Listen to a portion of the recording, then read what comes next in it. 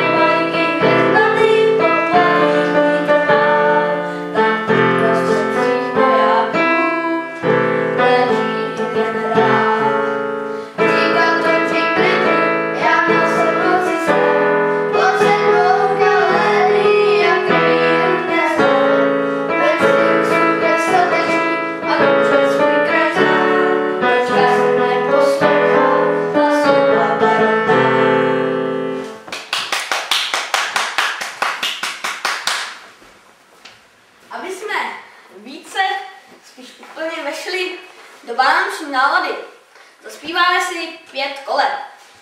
A pokud chcete, můžete se přidat.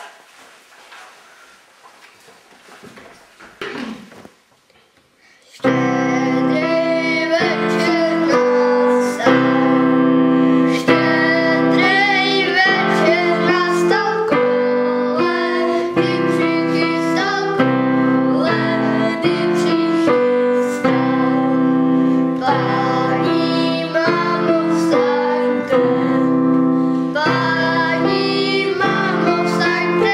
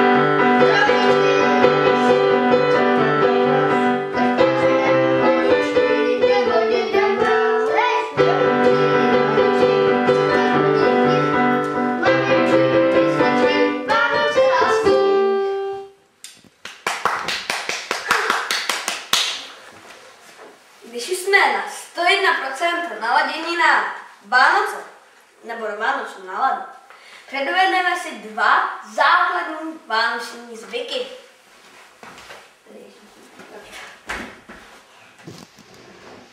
A když tam bude hvězdička, budeme zdraví celý rok, platí to pro všechny. Pokud bude jadřinec červavý, můžeme být nemocný. A pokud bude křížek, čeká to nejhorší. Můžu? Hvězdička! Takže bude zdravý po celý rok. Jablko si můžete sníst. Děkujeme. Tady máte i nůž.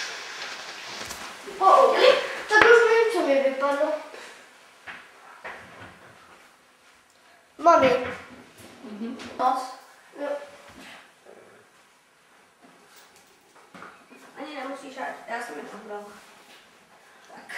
Zapálíme a Se hvězd. dělají buď tak, že prostě vezmeme knot, Každý zakápneme si ho jedno. voskem a je taková lodička. Někdo chce? A Zatím jich mám záchu. vypadá to nádherně, ne? Ještě to dělejte. Bude konec. Nakonec našeho vystoupení, buď, anebo na začátek nádherné, teda doufáme na dílky, jsme si pro vás přichystali jedno malé, velké překvapení. Ale už jdou V republice po roce zas nastaly Vánoce. Čas dárků a cukroví někdo zná a někdo neví. Dárku bude velice, až se stromek otřese. Přijde k nás zase Ježíšek, má heboučký kožíšek. Narodil se v Betlémě, pozor, a to ve chlévě. Kupu dárků nadělí, vonět bude cukroví.